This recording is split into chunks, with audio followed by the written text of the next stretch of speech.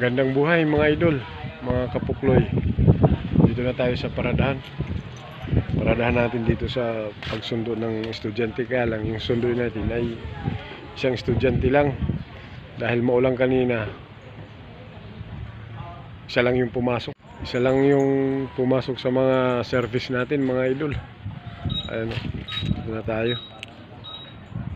Malayo kasi itong lugar na to. Doon pa sa unahan yan, ng waiting shed na yan, kakaliwa pa, nandoon yung ano ng mga estudyante, gate. Lakad tayo papunta doon sa gate mga idol. Lakad tayo papunta doon. Kasi naglalabasan na yung kinder, malapit na maglabasan yung umpisa na maglabasan mga idol yung kinder at saka grade 1. Dito na tayo sa gate.